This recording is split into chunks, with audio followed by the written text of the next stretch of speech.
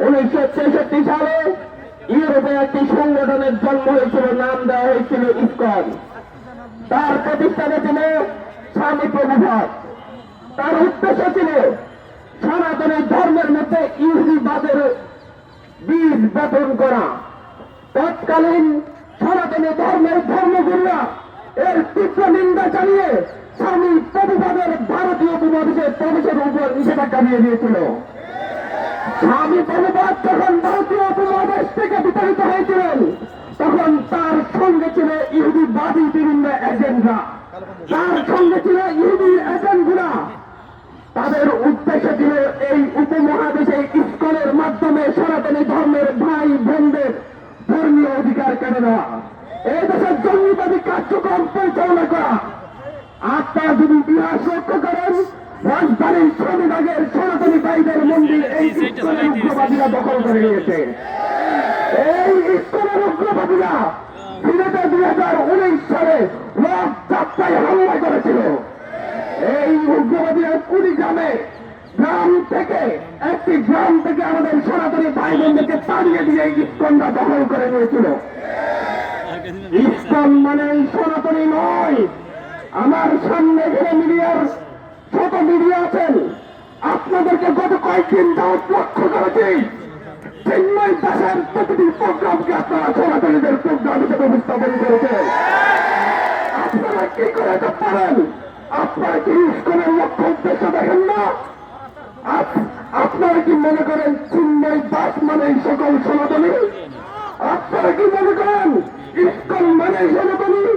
তাহলে এই যে হাজার হাজার সনাতনী ভাইরা ইসকনের বিরুদ্ধে জঙ্গি ইসকনের বিরুদ্ধে আমার সনাতনী ভাইরা প্রতিবাদ জানাচ্ছে, তারা কারা? ইসকন মানে সনাতনী নয়, ইসকন মানে জঙ্গি সংগঠন। চিন্ময় দাস মানে হিন্দু ধর্মাবলম্বী নয়, চিন্ময় দাস মানে ইহুদিবাদীর অনুপ্রবেশ ঘটানোর সেই স্বামী প্রভুপাদের বক্তব্য। আপনারা ইন্ডিয়াতে দেখেন, ইন্ডিয়ার অধিকাংশ হিন্দু ভাইয়েরা বোনেরা এই ইসকনের বিরোধিতায় রাজপথে নেমেছে। আপনারা পশ্চিমবঙ্গের নির্বাচনের আগে দেখেন, ইসকনের বিরুদ্ধে মমতা ব্যানার্জির বক্তব্য দেখেন, তারা কিভাবে উনি বলেছেন যে বাংলাদেশে এই উপমহাদেশে ইসকন জঙ্গিবাদ চালাচ্ছে, উগ্রবাদিতা চালাচ্ছে। এই দেশে লাখো সনাতনী ভাই বোনদের বসবাস, তারা সকলেই চিন্ময়কে প্রভু মানে না, তারা সকলেই চিন্ময়কে তাদের ধর্মগুরু মানে না।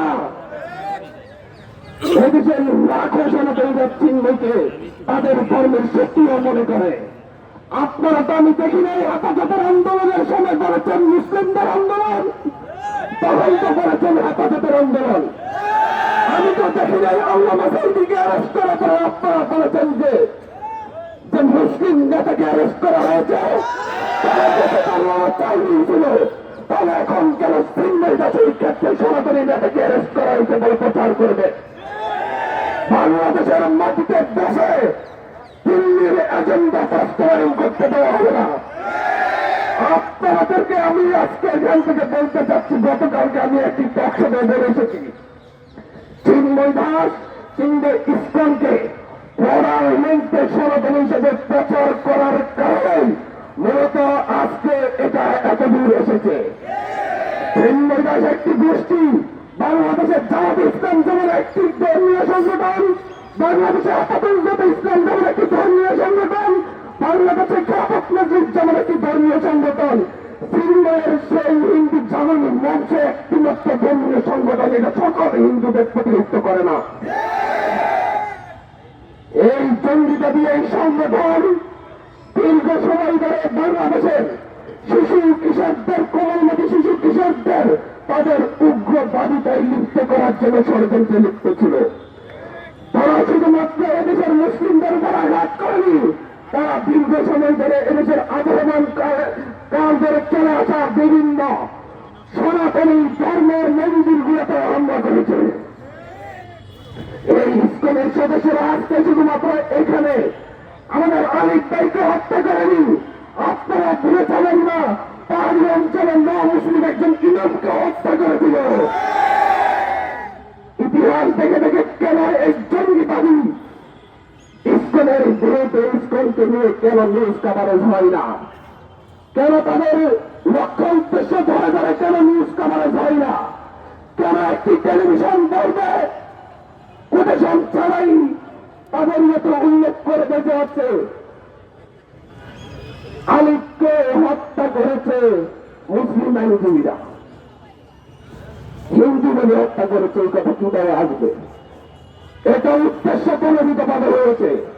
আজও বলতে চাচ্ছি বিভিন্ন মিডিয়া পরিচালনা পর্ষদে কামরুল ইসলামের ভাই বসে আছে, যুগে কামরুল ইসলামের 5ই আগস্ট পর্যন্ত আমরা রক্ত নিয়ে মিটিং নাই। আমার ভাই রক্ত দিয়েছে সেই দিল্লি এজেন্ডা বাস্তবায়নের জন্য নয়।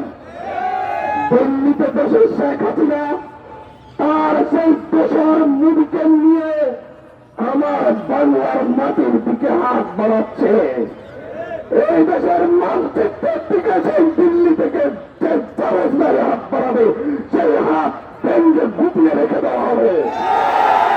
সেইটা চিহ্ন দেশের উপর, স্কুলের উপর, আনসার লীগের উপর, যেটার উপর এই হাত ভেঙে দেওয়ার জন্য এদেশের মানুষ প্রস্তুত।